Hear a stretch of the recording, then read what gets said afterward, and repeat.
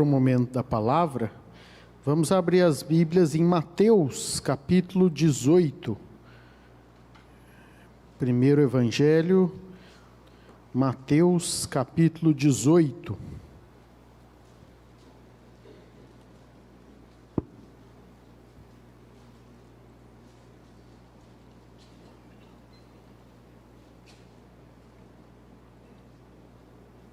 Nós vamos ler do verso 21 ao 35. Então, Mateus 18, 21 diz assim: Então Pedro, aproximando-se, lhe perguntou: Senhor, até quantas vezes meu irmão pecará contra mim que eu lhe perdoe? Até 7 vezes? Respondeu-lhe Jesus: Não te digo que até 7 vezes, mas até 70 vezes 7. Por isso o reino dos céus é semelhante a um rei que resolveu ajustar contas com os seus servos. E passando a fazê-lo, trouxeram-lhe um que lhe devia 10.000 talentos. Não tendo ele, porém, com que pagar, ordenou o Senhor que fosse vendido, ele, a mulher, os filhos e tudo quanto possuía, e que a dívida fosse paga. Então o servo, prostrando-se reverente, rogou: Sê paciente comigo e tudo te pagarei. E o senhor daquele servo, compadecendo-se, mandou-o embora e perdoou-lhe a dívida. Saindo, porém, aquele servo encontrou um dos seus conservos que lhe devia 100 denários, e agarrando-o sufocava, dizendo: Paga-me o que me deves. Então o seu conservo, caindo-lhe aos pés, lhe implorava: Sê paciente comigo e te pagarei. Ele, entretanto, não quis. Antes, indo-se, o lançou na prisão, até que saldasse a dívida. Vendo seus companheiros o que havia passado, entristeceram-se muito e foram relatar ao seu senhor tudo o que acontecera. Então o seu senhor, chamando-o, lhe disse: Servo malvado, perdoei-te aquela dívida toda porque me suplicaste. Não devias tu, igualmente, compadecer-te do teu conservo, como também eu me compadeci de ti? Indignando-se, o seu senhor o entregou aos verdugos, até que lhe pagasse toda a dívida.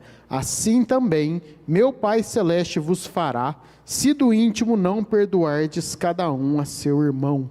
Só até aí, pode deixar a Bíblia aberta nesse texto. Vamos fechar os olhos e orar. Senhor, nós estamos aqui mais uma vez perante a Tua palavra, Deus. E Senhor, quem é suficiente para entender a profundidade de todos esses textos, todos os significados contidos aqui?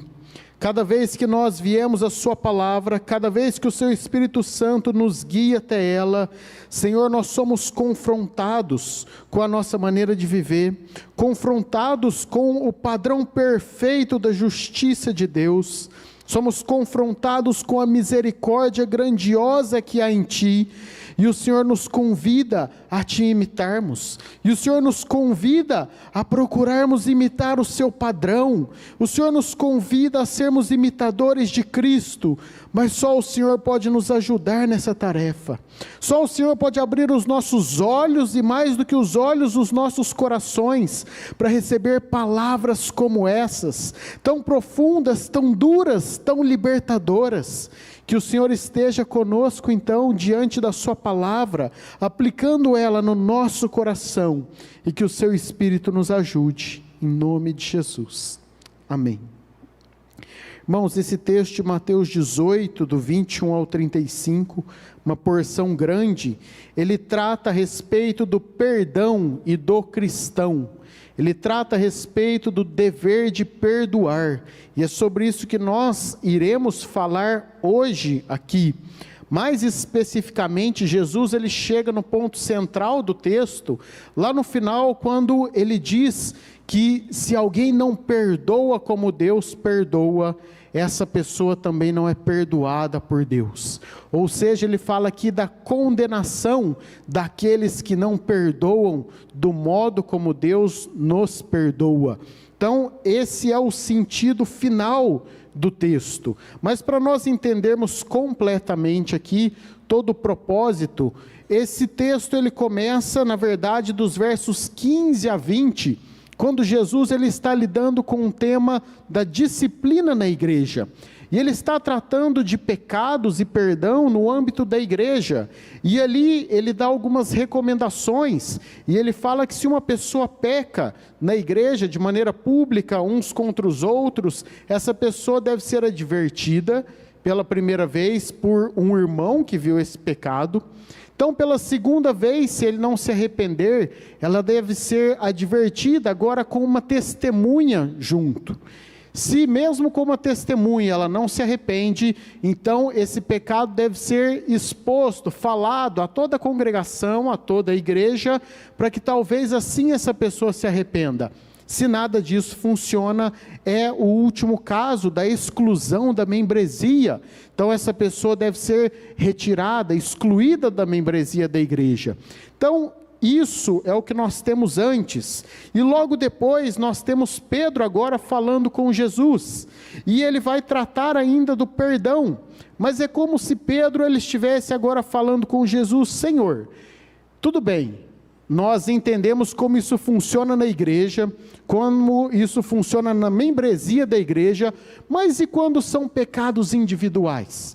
E quando são pessoas que pecam contra mim, quando são irmãos que me ofendem, quando são questões que não envolvem a igreja como um todo, como eu lidaria com isso então? E é aí que começa o nosso texto. Então, olha comigo de novo em Mateus 18, 21, e Pedro, ele diz o seguinte para Jesus. Então Pedro, aproximando-se, lhe perguntou: Senhor, até quantas vezes meu irmão pecará contra mim, que eu lhe perdoe? Até 7 vezes? Respondeu-lhe Jesus: não te digo até 7, mas até 70 vezes 7. Aqui, Pedro muitas vezes tem sido mal interpretado por muitas pessoas. Pedro, às vezes, é sempre visto como uma pessoa meio rebelde, uma pessoa meio afoita, e muitos podem olhar esse texto e falar: lá está Pedro de novo sendo afoito, lá está Pedro de novo limitando perdão, fazendo alguma coisa feia, e ele é repreendido por Jesus. Mas aqui Pedro, ele tem sido muito generoso. Nessa época nós tínhamos um grupo religioso dos fariseus, e os fariseus diziam que os homens deveriam perdoar até 3 vezes. Então, se alguém pecou contra você, perdoa a primeira, perdoa a segunda, perdoa a terceira vez, mas você já pode ir parando por aí. Então Pedro, ele está sendo muito generoso, e ele fala: Jesus, tem um grupo que eles perdoam até 3 vezes, mas nós, como seus discípulos, será que o dobro disso já está bom? Um pouquinho a mais, 7 vezes? Então Jesus, ele vem para Pedro e fala: Pedro, uma oferta generosa sua, o que você propõe é até bastante, mas que tal a gente aumentar para 7 vezes 70? Que tal a gente colocar 490 vezes esse perdão? Jesus não está fazendo um jogo de matemática, nada para ser contado, mas o que ele está dizendo: Pedro, parece que você ainda não entendeu, que nessa nova vida, agora que você entrou, as coisas são de outra maneira. Pedro, eu quero te mostrar que o caminho que você entrou, quando aceitou ser meu discípulo, é algo que os olhos humanos não compreendem. É um nível de perdão, é um nível de vida que as pessoas religiosas não compreendem. O que eu quero ensinar para você aqui é algo que não está nos escritos dos judeus. O que eu quero ensinar para você é uma maneira de viver que você nunca viu. E Jesus está começando a abrir o entendimento de Pedro, para que ele enxergue, então, e dos outros apóstolos, para que eles enxerguem como é o perdão na visão de Deus. Irmãos, olhando esse texto aqui, muitas vezes você já ouviu pregações sobre ele, você já leu ele várias vezes, e às vezes nós nos aproximamos da Bíblia com aquela sensação de que já sabemos tudo que está escrito, que já podemos aplicar isso perfeitamente na nossa vida, mas quando nós olhamos bem, nós vemos como estamos aquém, longe ainda do padrão de Deus. Então que o seu coração ele tenha humildade, como teve o de Pedro aqui, para entender a profundidade que é o perdão de Deus, que é também a profundidade daquilo que ele exige de nós, como cristãos.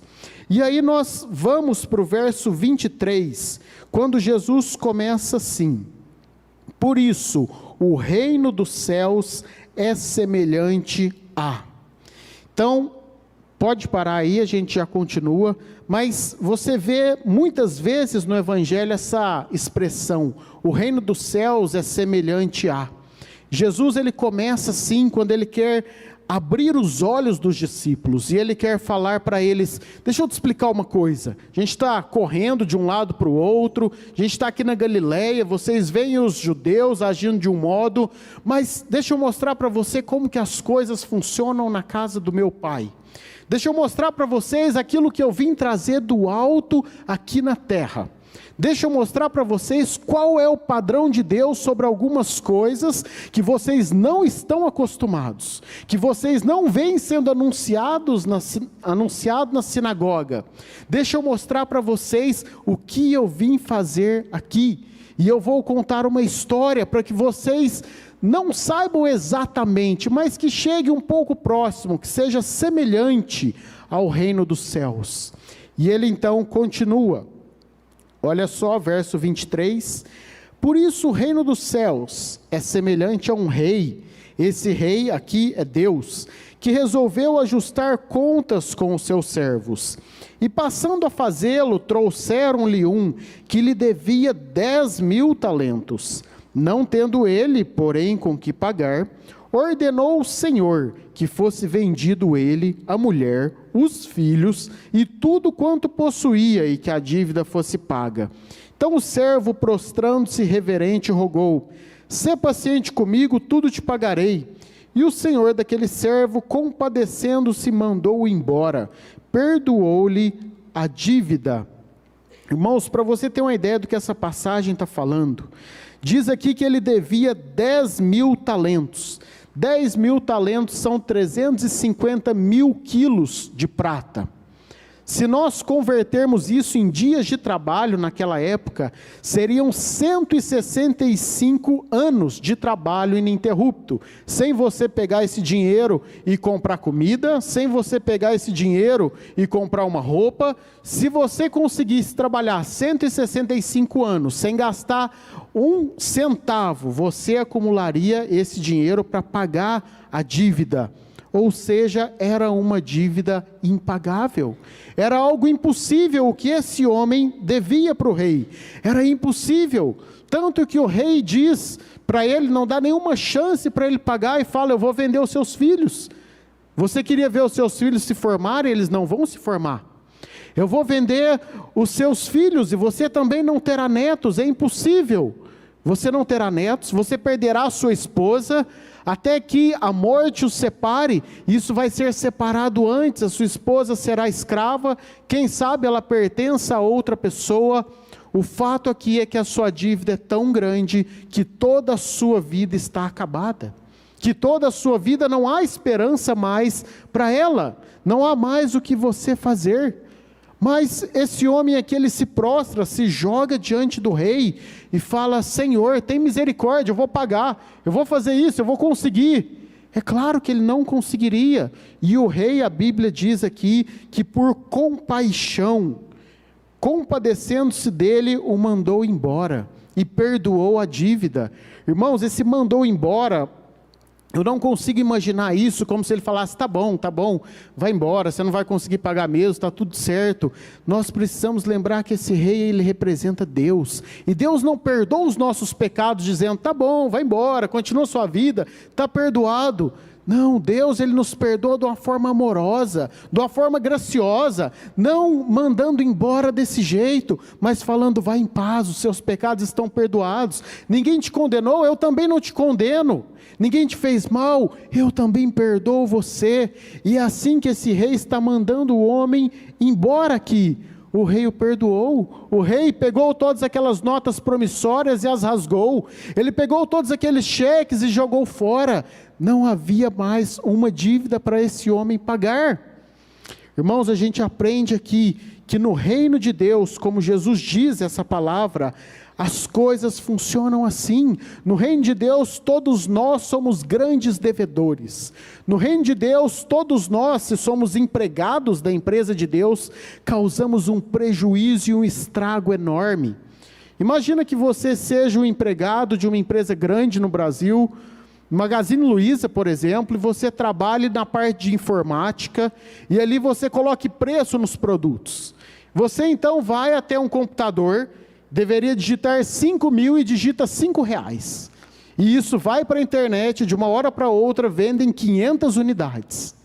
Então aquilo que deveria ser vendido por 5.000, foi vendido apenas por R$5. A cada computador que é vendido na loja, você tem um prejuízo de 4.950. Para as 500 unidades, você tem um prejuízo de 4 milhões. E o seu salário é de 2.000 por mês. Como você paga uma dívida de 4 milhões com um salário de 2.000 por mês? Se eles te cobrarem um pouquinho só de juros, a cada mês que você pagar R$1.000, aumenta 19, 20 mil na sua dívida. Essa seria uma dívida impagável. E são assim que são os nossos pecados diante de Deus. Eles são impagáveis. Porque quando eu e você pecamos, nós não pecamos só contra nós mesmos. Você peca contra você e o seu corpo quem fez é Deus. Então você está pecando contra Deus. Quando você peca contra o Espírito Santo que está em você. E a Bíblia diz, não entristeçais o Espírito Santo. Quando nós pecamos contra o mundo perfeito que Deus criou, lá em Gênesis. E esse mundo perfeito foi manchado agora pelo pecado do homem. Quando nós pecamos, nós corrompemos a vida de diversos outros irmãos com mau exemplo. Quando nós pecamos, nós destruímos tudo aquilo que Deus fez bom. E como você pode consertar isso? Como eu posso consertar isso? Como as consequências dos nossos pecados podem ser consertadas, remediadas por nós? E é por isso que talvez a gente comece a entender que o inferno é eterno. Porque a dívida não pode ser paga, e as pessoas estão no inferno pagando o impagável. As pessoas estão lá no inferno sofrendo, pagando aquilo que não pode de maneira nenhuma ser pago. Mas quando nós vemos Jesus dizendo que no reino de Deus há perdão, mediante o arrependimento, mediante clemência, então a gente vê como o amor de Deus é tão grande assim por nós. Se vocês se lembrarem, lá em Ezequiel 16, depois você pode ler essa história em casa, Deus, ele compara Israel a uma criança, uma menina abandonada, e falando do amor dele, ele fala assim: Israel, você era como um bebê, e quando você nasceu, eles não cortaram o seu umbigo, o seu cordão umbilical, eles não limparam você do sangue, alguém pegou você toda suja, jogou no meio do mato, e ali você se revirava com o seu sangue, com aquele cordão, e ali você estava abandonada, destinada à morte, você não sabia comer, você não teria como se alimentar, mas eu te encontrei ali, toda suja, toda revirada, eu te encontrei ali naquela condição paupérrima, destinada à morte, e eu cuidei de você quando era um bebê, eu cuidei de você quando era uma criança, eu cuidei de você até que você se tornasse jovem, e quando você se tornou jovem, eu me casei com você, Israel.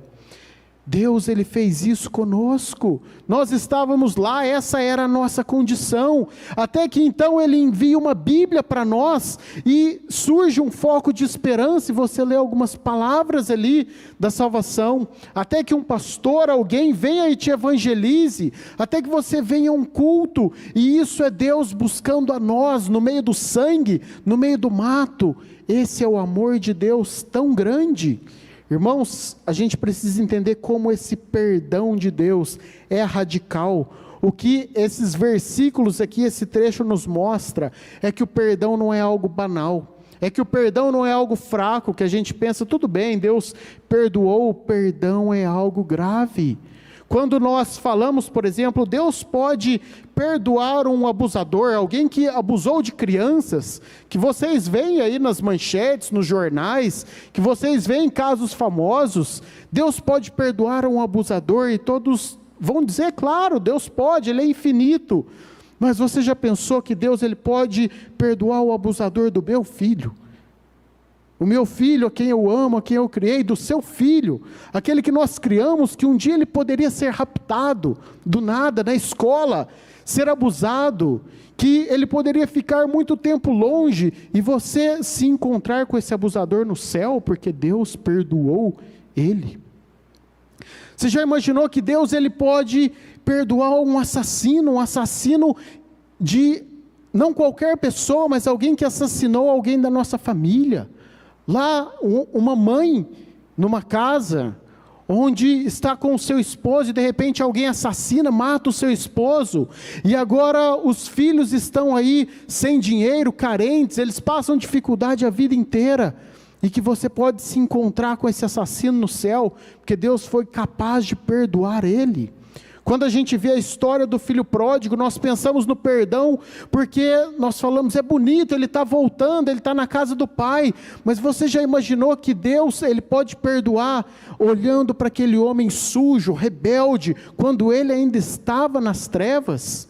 Irmãos, o perdão é algo grande, quando você vai a um local horrível, como por exemplo, imagine casas de deficientes, como a APAI, e você vê ali uma mãe solteira com 2 filhos por criar deficientes, e o pai abandonou essa família, deixou eles, abandonou essa mãe, todos os sonhos, perspectivas que ela tinha de vida acabaram, e Deus é capaz de perdoar um homem desse. É algo que talvez eu e você não estamos prontos para perdoar, mas o amor de Deus perdoa.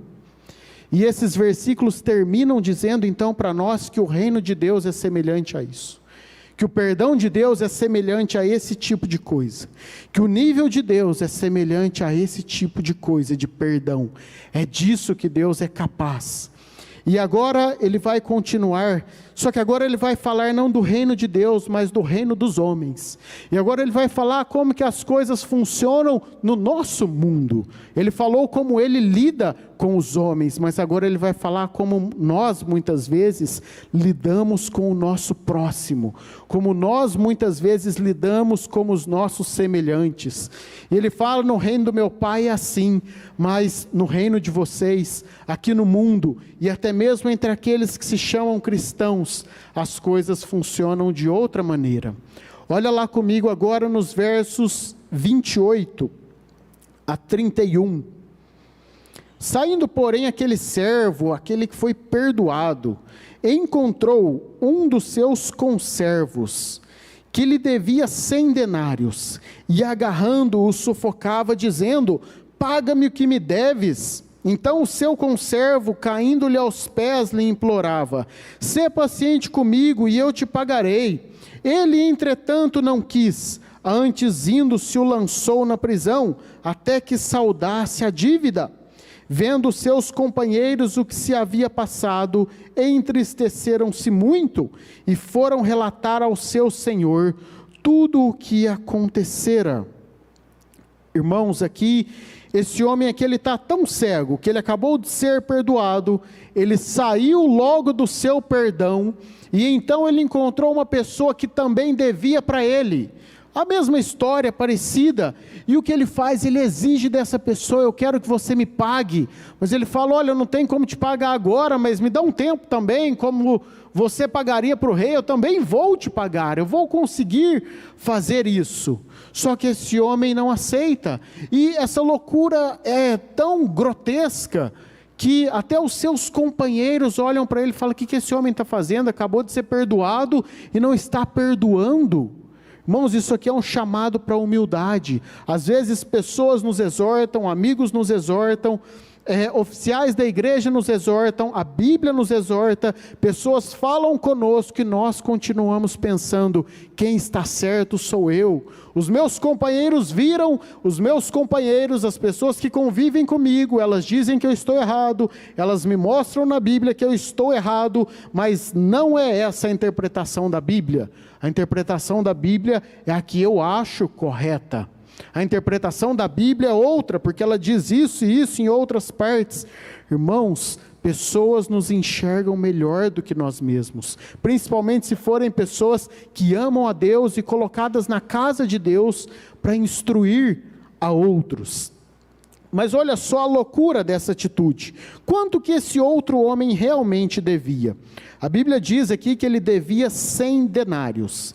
100 denários, para você ter uma noção do que é, se você pegar a dívida do outro de 10 mil talentos e dividir por 600 mil, dá 100 denários. Esse valor é equivalente a 4 meses de trabalho somente. Esse homem, ele poderia com 4 meses quitar a dívida dele, se ele economizasse durante esse período. Quando o outro foi perdoado de uma dívida gigantesca, esse aqui não poderia esperar 4 meses para receber o seu dinheiro. E ele fez tudo o que era permitido, ele não poderia vender essa pessoa como escrava, a lei não permitia, porque ele não era alguém superior, mas era um irmão, um conservo, alguém da mesma posição social. Então o que ele faz? Ele sentencia ele à prisão, e esse homem vai preso. Ele é tão mau e terrível, que como alguém ganha dinheiro na prisão? Como alguém consegue alguma coisa na prisão para pagar uma dívida? Além dele não perdoar, ele está tirando os meios dessa pessoa de conseguir se reestabelecer na vida. Olha só, no reino de Deus, então, um homem que deve 165 anos de trabalho, tem a sua dívida perdoada e pode ir livremente. Mas no reino dos homens, um homem que deve 4 meses de salário é estrangulado e carregado pelo pescoço. Então nós vemos aqui, e com isso a Bíblia, ela quer mostrar como muitas vezes os homens agem uns com os outros. E agora Jesus, ele vai dizer então, nós vamos ver do verso 32 a 35, ele vai dizer como eu e o meu pai lidamos com esse tipo de pessoa. Como nós lidamos com as pessoas que agem assim, que não perdoam o seu próximo, que não perdoam o seu semelhante. Olhe comigo lá no verso 32. Então o seu senhor, chamando-o, lhe disse: servo malvado, perdoei-te toda aquela dívida toda, porque me suplicaste. Não devias tu igualmente compadecer-te do teu conservo, como também eu me compadeci de ti? Indignando-se o seu senhor, o entregou aos verdugos, carrascos, até que lhe pagasse toda a dívida. Assim também meu Pai Celeste vos fará, se do íntimo não perdoardes cada um a seu irmão. Então, aqui ele fica sabendo, chama esse homem e fala: você deveria ter me imitado, você não me imitou, agora você vai ser entregue aos carrascos, e até que você pague tudo, não vai ser possível a sua liberdade. Como a gente viu que essa é uma dívida impagável, esse homem jamais seria liberto. Irmãos, eu não sei aqui o que passou com você no seu passado, eu não sei o que cada um passou aqui de traumas na vida. Nós podemos ter pessoas aqui que passaram por situações graves de violência doméstica, nós podemos ter pessoas aqui que se casaram, mulheres que se casaram, por exemplo, com um homem, esperavam uma proteção, esperavam uma ajuda, esperavam uma condução espiritual, mas muitas vezes elas encontraram um homem agressivo fisicamente ou então verbalmente. Nós podemos ter mulheres aqui que se casaram com uma esperança de que formassem então uma família, tivessem filhos, e essa família crescesse, as coisas fossem bonitas como são nos filmes, mas de repente esse homem abandona a sua esposa, a deixa sozinha, às vezes sem pensão alimentícia, com muitos filhos. Você pode ter sido alguém abandonado. Nós podemos ter pessoas aqui que sofreram algum tipo de abuso sexual na sua infância ou até depois, e talvez isso gere traumas em você, talvez isso gere pensamentos suicidas em alguém, talvez isso gere coisas profundas que eu seria incapaz de descrever, talvez isso marque a sua mente gerando rancor, ódio, todo tipo de coisa, de pensamentos ruins. Irmãos, o perdão deve alcançar também essas situações. É o que a Bíblia diz aqui para nós. Eu não estou dizendo aqui, fazendo um adendo, que essas coisas que são crimes, como abuso, violência, essas coisas devem sim ser tratadas como a lei diz. Essas coisas devem ser tratadas como o Código Civil, o Código Penal, dizem que devem ser tratadas, porque essa também é a lei aprovada por Deus. E se há alguém que sofre desse tipo de coisa, você deve sim procurar os seus pastores, os seus líderes, procurar ajuda, porque você não deve estar restrita a algo grave assim, quieto. Mas o que nós queremos dizer aqui é que em uma medida ou outra, o perdão ele envolve isso também. Coisas gravíssimas, coisas que eu não sei o que é passar por isso. Coisas que eu não posso dizer que sinto o que você está passando, que estou no seu lugar. Mas que a Bíblia está dizendo aqui para nós, que todos os pecados mais horríveis e imagináveis que alguém possa cometer contra nós, todos esses pecados, eles seriam pagos com 4 meses de trabalho, mas que os nossos próprios pecados, nem com mais de 100 anos de trabalho, poderiam ser pagos para Deus. Não é algo fácil de dizer isso, não é algo fácil quando você tem em mente traumas e coisas terríveis, mas a Bíblia quer trazer para nós e dizer, os seus pecados eles são tão graves que é isso mesmo, você não consegue imaginar como eles são graves diante de Deus. Coisas mesmo terríveis entre os homens, 4 meses de trabalho pagariam, mas os nossos pecados contra Deus, nem mais de 100 anos poderiam compensar isso de nenhuma forma. Irmãos, e esse versículo, se você olhar lá no finzinho do verso 35, ele fala que esse perdão, ele é do íntimo, é um perdão profundo. Quando fala do íntimo aqui, Jesus está dizendo, se vocês não perdoarem do íntimo, do profundo do coração, esse perdão não é aceito. Não pode ser um perdão disfarçado, não pode ser um perdão que ainda continua um ressentimento, que ainda continua uma mágoa contínua. É claro, ninguém esquece daquilo que sofreu, ninguém sofre amnésia, Deus não apaga isso com a borracha da sua mente, é impossível. Mas quando você faz coisas como, eu perdoo, mas eu não esqueço. É claro que essa pessoa pecou, eu perdoo, ela vai bem, mas jamais pense em fazer alguma coisa comigo de novo. Eu perdoo, mas é o seguinte, quando surge alguma situação lá em casa, eu tiro isso da manga, e eu então falo, você lembra daquela vez, e usa isso como uma arma de ataque. Isso não é o perdão do íntimo que Jesus está dizendo aqui. Perdoar dessa forma não é perdoar do íntimo, não é perdoar do coração.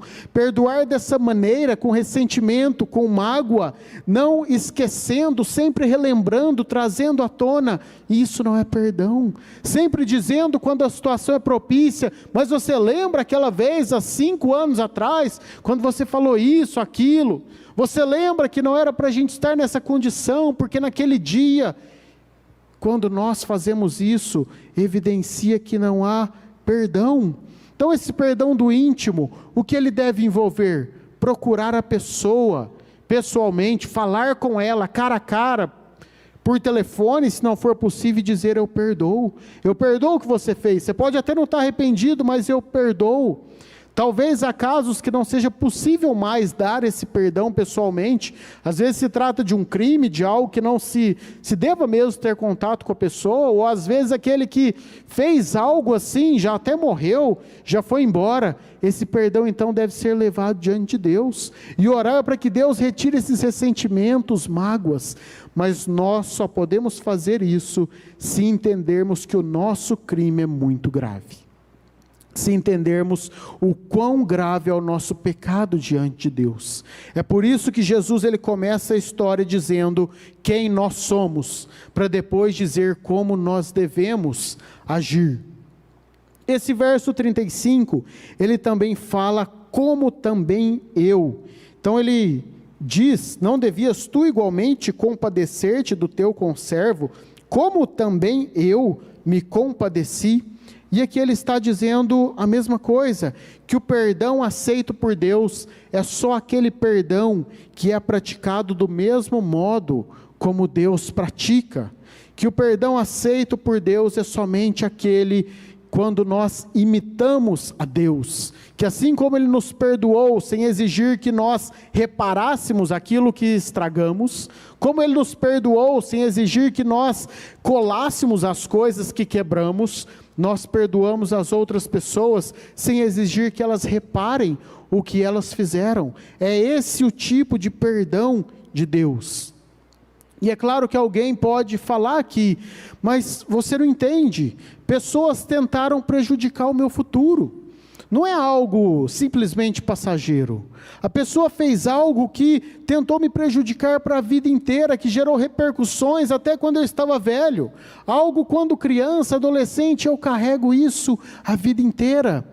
Irmãos, nós precisamos nos lembrar de alguns exemplos bíblicos, nada melhor do que a própria Bíblia para nos mostrar isso. Quando um homem chamado José, com 12 irmãos, ele está junto com eles numa roda, e ele é vendido como escravo, ele é jogado num poço, como se não fosse um irmão, um estranho, e ele é vendido como um escravo, e então ele vai para o Egito, e poderia muito bem ter morrido lá. Pela graça de Deus, Deus o torna um grande governador do Egito, e ele tem uma oportunidade de dar o troco, uma oportunidade de revanche, uma oportunidade de vingança. Todo mundo passa fome, José tem o alimento suficiente para Israel, chegam lá os seus irmãos, chegam lá os vendedores, e José ele poderia muito bem ter dito, vocês agora é que serão vendidos como escravos, mas não é isso que ele faz. Ele poderia ter salvo só o seu irmão menor, Benjamim, mas não é isso que ele faz. Ele poderia ter sido um pouquinho melhor, e falado, eu vou tolerar vocês trabalham aí, mas não é isso. José ele não guarda nenhum rancor por aquelas pessoas, ele busca a reconciliação mesmo tendo sido ofendido, e ele procura aqueles irmãos e chora junto com eles. Ele chora, ele não se aguenta, e ele sai correndo para chorar sozinho, depois chora com todo mundo. É um homem que tem um coração aberto para o perdão. Nós temos um homem também como Esaú e Jacó. Jacó, o maior trapaceiro do Antigo Testamento, rouba a herança do seu irmão, e ele rouba também a primogenitura. É um irmão trapaceiro, uma pessoa horrível.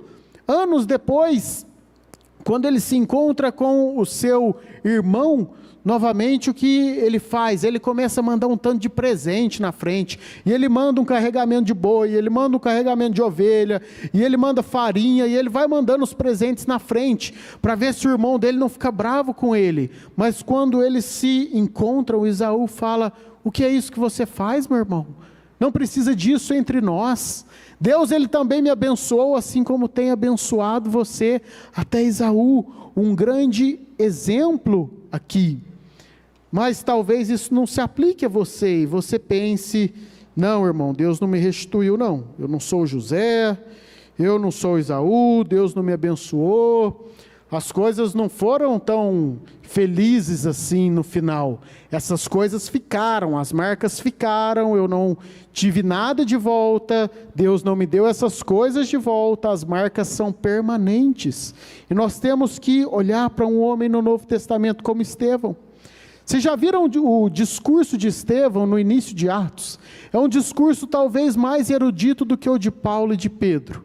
E ele começa logo, um homem erudito aqui, a fazer um discurso, narrando de memória toda a história do Antigo Testamento, ligando a antiga e nova aliança, e ele começa a descrever porque aqueles homens pecaram contra Deus, que mataram os profetas, que Jesus era o Messias prometido, e ele faz todo um discurso. Estevão estaria aqui ao lado de Pedro, ao lado de Paulo, ao lado de Lucas, ao lado de Mateus, como os maiores eruditos do cristianismo. Esse homem aqui, ele não teve muita oportunidade. Logo no começo eles acabaram com a vida de Estevão, e a Bíblia diz que eles apedrejam Estevão naquele momento, que eles começam a tirar pedras até que ele morra. Agora Estevão, antes de morrer, fala assim, Atos 7:59, e apedrejavam Estevão, que invocava e dizia: Senhor Jesus, recebe o meu espírito. Então, ajoelhando-se, clamou em alta voz: Senhor, não lhes imputes este pecado. Com essas palavras adormeceu. As palavras de um homem no fim da vida são as mais importantes. E as palavras de Estevão no fim da vida foi: Senhor, perdoa eles. Perdoa pelo que eles estão fazendo. Perdoa, eles estão arruinando a minha vida, o futuro, meu futuro promissor na igreja de Atos. Muitas cartas minhas no Novo Testamento. Perdoa eles, Senhor. E Estevão aprendeu isso de Cristo. Cristo fez o mesmo na cruz. É claro, Cristo é o nosso maior exemplo. A gente não pode deixar de falar dele. Mas arruinaram o futuro de Jesus? Mudaram alguma coisa em Jesus? Permanentemente? É claro que mudaram, irmãos. Vocês vão se lembrar que Jesus é Deus. E Deus, ele não tem corpo, mas ele adquiriu um corpo humano, pele. Ele se tornou homem por conta do pecado. E ele nunca mais vai deixar esse corpo. A Bíblia diz que há um homem lá, Deus, no céu, em corpo. Marcas definitivas ficaram em Cristo por conta do pecado. E não só isso, mas quando ele foi pregado, fizeram furos nas suas mãos, no seu lado. E esses furos vão permanecer pelos séculos dos séculos dos séculos. Jesus adquiriu coisas definitivas. Jesus, ele também foi prejudicado de uma forma que ele não voltará a ser o mesmo. É claro que ele escolheu, planejou, predestinou tudo isso, mas ele fez isso como um exemplo. E quando ele está morrendo, ele fala também: Pai, perdoa-os, porque eles não sabem o que fazem. O que há de comum aqui em Estevão e Jesus? Eles estão dizendo: Pai, perdoa eles, Pai. Perdoa eles porque eu já perdoei. Perdoa eles porque o meu coração já não guarda rancor, remorso. E que o Senhor também possa perdoar-lhes. Que a salvação também possa chegar de alguma maneira a eles. Irmãos, é esse tipo de perdão que Deus, ele requer de nós.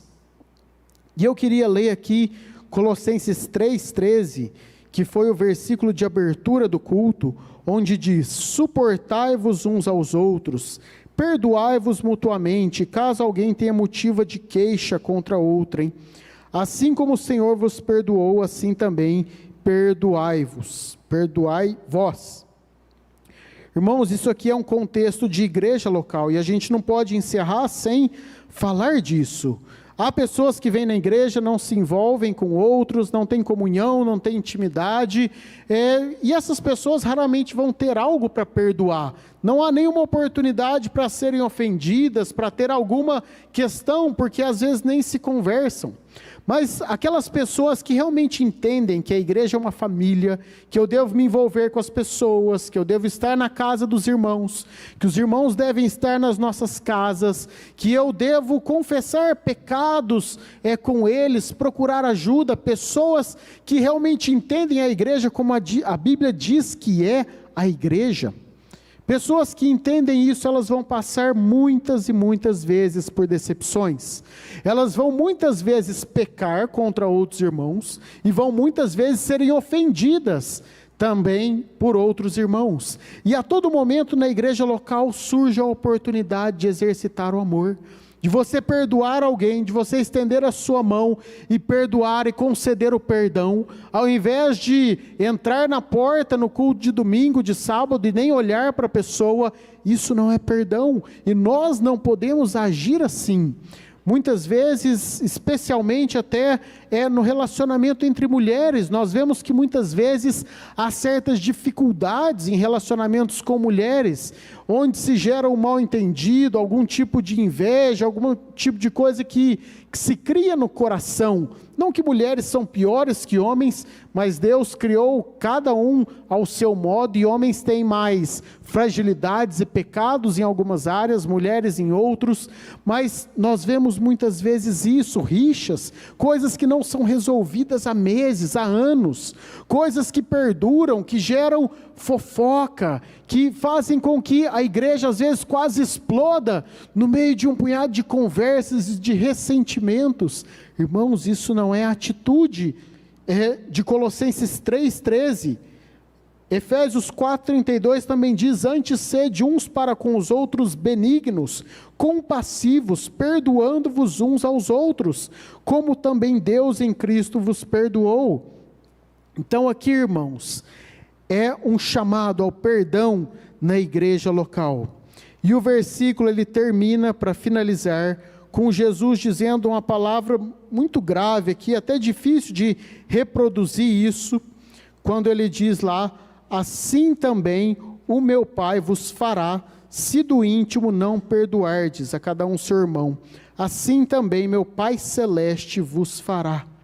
Irmãos, isso aqui está no imperativo, ele está falando: deixa eu dizer algo para vocês, Deus ele vai agir com aqueles que não perdoam, com aqueles que guardam ressentimentos, do mesmo modo que essas pessoas agem com o semelhante, Deus vai agir com elas.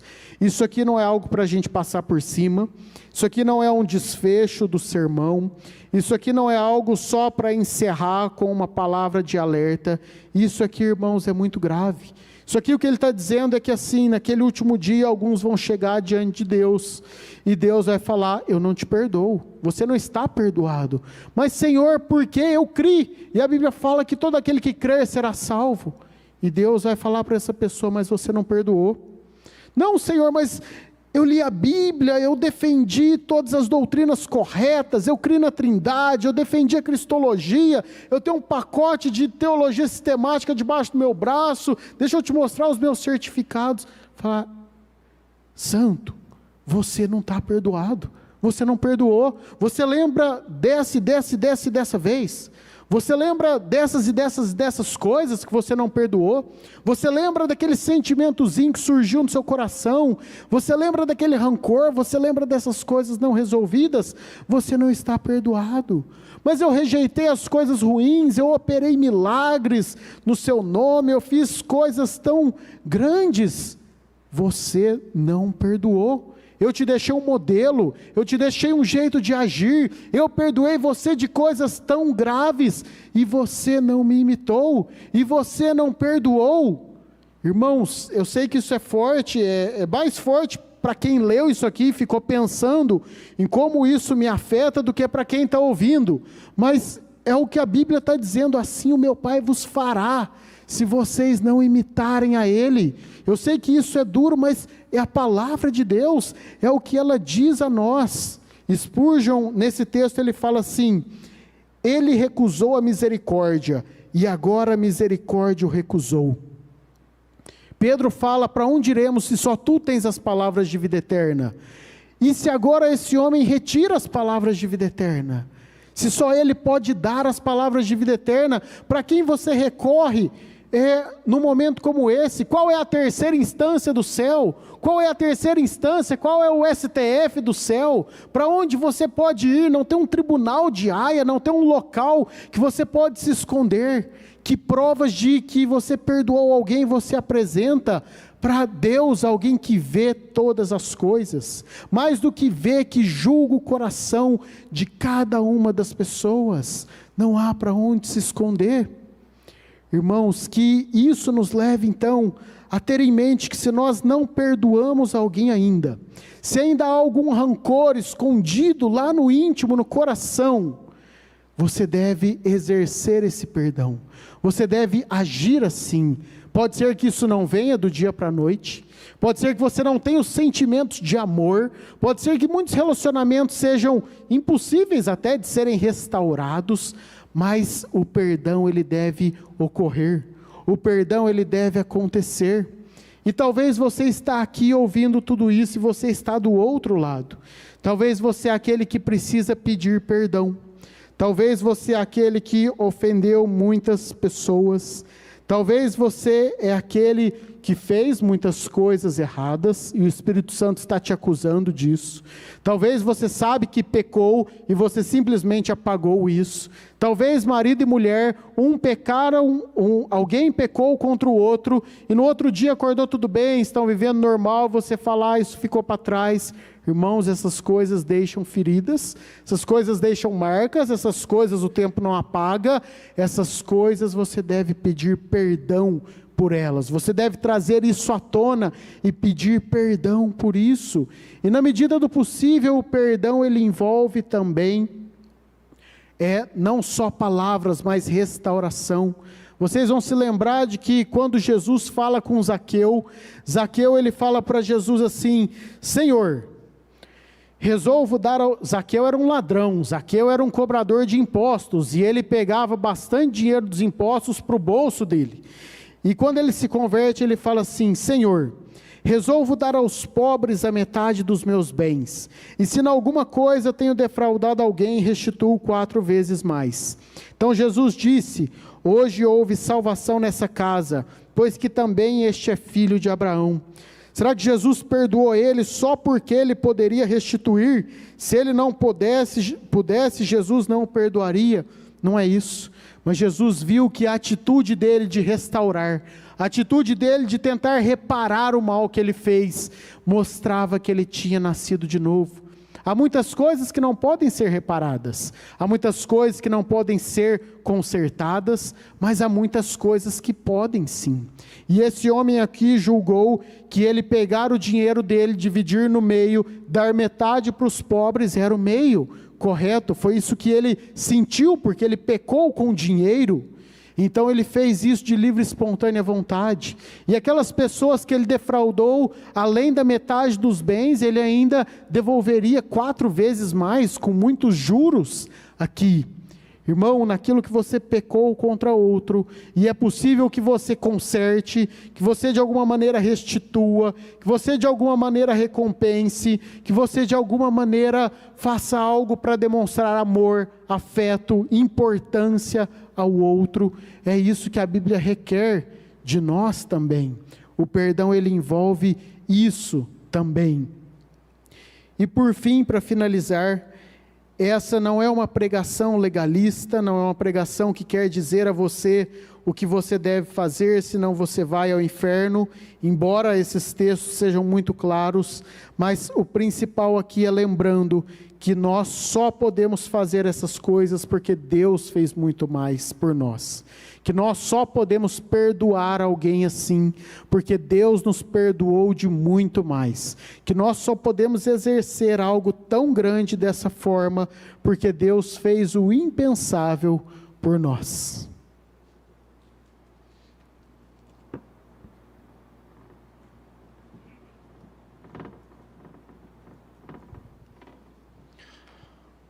Diante dessas importantes palavras e desse importante alerta que Jesus nos traz nessa passagem, não resta outra alternativa a não ser nós orarmos, nós curvarmos as nossas cabeças, apresentarmos as nossas dificuldades com essas áreas. É muito difícil não existir aqui alguém com alguma circunstância onde haja resquícios de rancor, onde haja resquícios de falta de perdão no seu coração. Nós lidamos todos os dias com pecadores falhos, que vão falhar constantemente contra nós. E nós também somos falhos ao lidar com esses pecadores. Pela nossa própria força, como foi muito bem dito, nós jamais vamos conseguir perdoar as pessoas, ficar com o coração puro e livre de qualquer sentimento contrário. Diante disso, eis o momento para você apresentar diante de Deus as dificuldades com quem você tem, no seu coração, o que existe. Às vezes a pessoa não se encontra aqui na igreja, às vezes é no seu ambiente de trabalho, às vezes é com o ímpio da sua família, ou às vezes é um irmão aqui da igreja. Mas fato é, dificilmente todos os que estão aqui não têm algo com alguém, com alguma circunstância, onde necessite amplamente da graça de Deus e do auxílio do Espírito Santo, para que essa situação seja sanada. Nós aprendemos de forma aqui muito clara, que Deus fez por nós é tamanho, eu não lembro se o Thales falou isso, mas os talentos, eles representam 60 milhões de denários, quer dizer, realmente era uma dívida impagável. Era 60 milhões de denários contra 100 denários. são todos os seus pecados diante de Deus que Ele perdoou, por uma falha, por uma falta, por um pai que fez algo que não te agradou, por um companheiro de trabalho que falou algo contra você, por irmão aqui da igreja que ofendeu em você em algo que contrariou você, que te desrespeitou, ou que não fez o que você gostaria, ou que falou mal de você. Não tem como pôr na balança. Então, diante das nossas falhas e fraquezas, o que nós podemos fazer nesse momento é curvar as nossas cabeças e pedir para que Deus faça aquilo que nós não conseguimos fazer. Pedir para que Deus nos auxilie, pedir para que Deus nos ajude, pedir para que Deus mude o nosso coração para nós perdoarmos essas circunstâncias onde nós estamos envolvidos e, enfim, nos vermos livres disso. O alerta de Jesus é muito severo. Olha, se você não perdoar, o Pai não te perdoa. Jesus também replica essas palavras, mas não aí falando de forma em parábolas, como ele disse nessa ocasião, lá no Sermão do Monte, no Mateus capítulo 6. E ele fala de forma muito explícita: se você não perdoar, Deus também não vai te perdoar. Então nós não temos outra alternativa, é uma ordenança. Diante da ordenança que você não consegue cumprir, o que você deve fazer? Orar. E Deus, pela sua graça, como já te auxiliou em inúmeras outras áreas, vai te auxiliar nessa também. Curva a sua cabeça, feche seus olhos e apresente nesse momento a sua vida, apresente nesse momento uma área, alguém, alguma circunstância, como eu disse, se é alguém da sua família, se é alguém do seu trabalho, se é alguém aqui da igreja, enfim, apresente diante de Deus nesse momento essa circunstância. Senhor, nós te louvamos pela sua palavra, que é tão